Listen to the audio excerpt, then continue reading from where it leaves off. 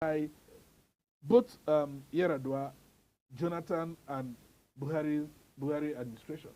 Put together. Put together. And that should worry every Nigerian sick. Not necessarily because borrowing by government is entirely wrong in itself, but ostensibly because of the attitude and conduct of this particular government.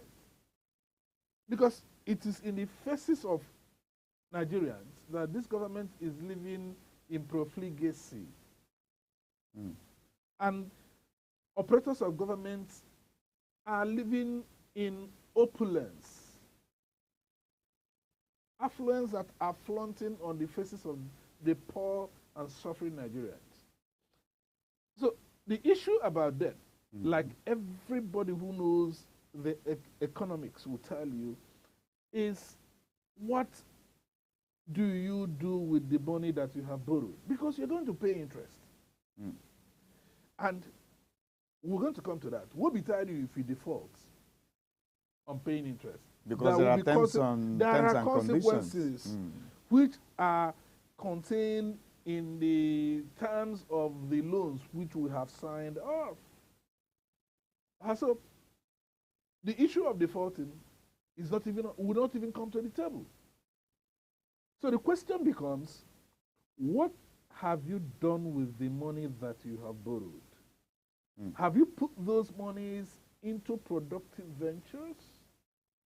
Have they been invested into capital development that will yield dividends for the Nigerian state and Nigerian people? Or have you spent the money in a recurrent expenditure?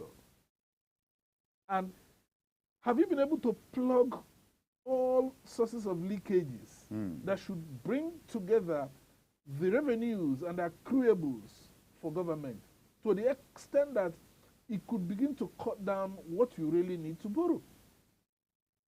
These are questions that are begging for answers. And if you begin to look for the answers, you appreciate where the likes of Mr. P2B and every concerned Nigerian are coming from.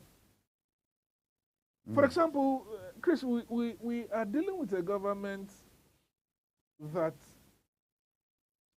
like I said, had promised that with the increased revenue as a result of monies accruing from the removal of oil subsidy, much more money that will accrue to government by the flotation of the Naira. By the way, by the time the Naira was floated, people had argued, before that, people had argued that Nigerian Naira was overvalued. And some multilateral agencies like the International Monetary Fund and the World Bank had advised that the Naira should be devalued. And this government accepted the advice and decided to float the Naira. The reason was to remove arbitrage.